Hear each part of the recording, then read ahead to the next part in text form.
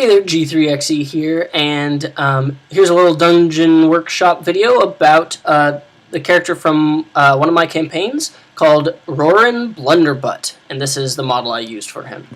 I think a interesting and funny NPC to add to your campaign, although it has to be done carefully, is the annoying guy following them.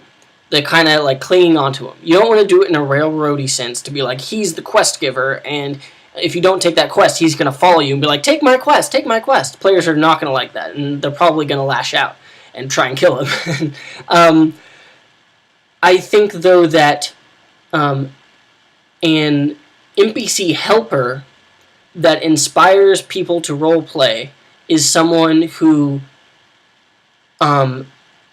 is in their speech and like what they say pretending to be super strong, but in actuality is really bad, because this allows the players to feel like heroes. So when they run in and say, I will stop the demon, and then get cast aside, right, and then now they're on the verge of death, and then the players will be like, oh god, this idiot, oh we gotta save him, you know, if they're good characters or whatever.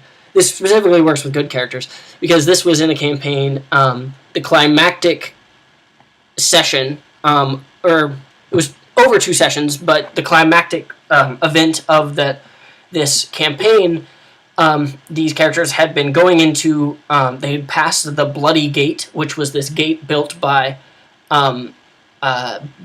slave labor years and years ago, and it was called Bloody Gate because of all those slaves who died building it.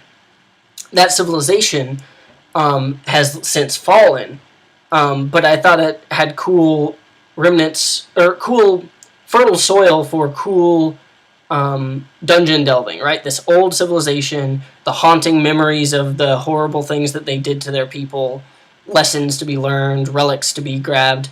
It was a pretty good session, or a pretty good campaign. It ended at a mountain. I was trying real hard not to rip off Lord of the Rings too bad, but it ended at a mountain because there was a demon lord who had taken up residence at like the capital area of that once, living civilization, and it was snowy, and so they were making their way up the mountain to battle him. Now the last village, before it became, like, once you pass the Bloody Gate, there is one village, and then just goes into ruins. And at that ruins, there was a dude who was doing the typical NPC thing of warning them, don't go there, you will not survive. And Rorin Blunderbutt was the owner of an inn where he had this sword hanging up on his mantle, and they ask him about it, and he's like, I used to be an adventurer, I was mighty and slayed many things, but then I settled down and started this inn. And he asked them where they're going, and they say, we're going to the mountain to slay the demon lord. And he's like, you will surely die. Do not go, I prithee, like saying, you guys shouldn't go. And then so they're like, well, we appreciate it, but I think we got it, because they're the players, and this is the campaign, and this is D&D or whatever. And so just because I was having fun with it, and they were too, I acted as if he's like, well, if you really want me to, I'll come with you. And they have not said anything about him coming with, right? And they're like, well, I mean, it's okay. They haven't latched onto him. They don't really like him. Because he's been essentially saying to them, talking down to them, saying, well, for novice adventurers like you should not go. Like, even I, the mighty me, could not could not brave that mission. And they're like, okay, this guy's just, like, talking down to us, patronizing us. And then, he's like, well, I guess you want me to come with you. And they're like, no, it's fine. And he's like, you've twisted my arm. I shall come to your aid. And they're like, no. And so they try to leave before him in the morning, and he's like, wakes up. He's already up making breakfast when they get up to leave. And he's like, I've made you breakfast. And they're like, oh, God.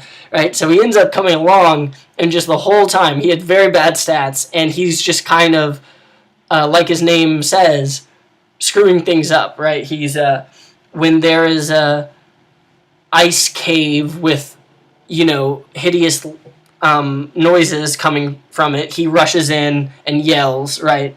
When it gets to a big battle, he is just not helping at all, and in fact getting in the way. He's always talking about my father's sword, and that famous sword or whatever.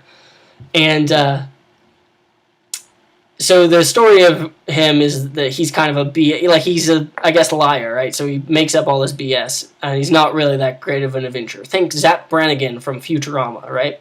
And so at one point, one of the characters after the battle, she gets fed up with his shenanigans, and she's like, "Oh my God, you do not help at all!" And she threw his sword off the mountain, and he's like, "My father's sword!" And he grumbles and doesn't say anything. And they get to, it was like Frost Knolls. I combined like the stats of something, like Yeti stats with, they weren't the strongest Yetis, but the Yeti like cold powers with Knolls. So they're like Frost Knolls. And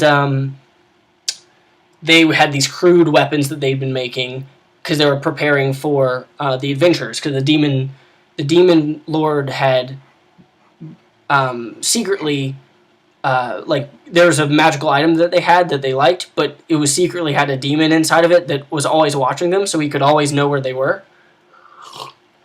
So he knew they were storming the place, and he was having his gnolls prepare.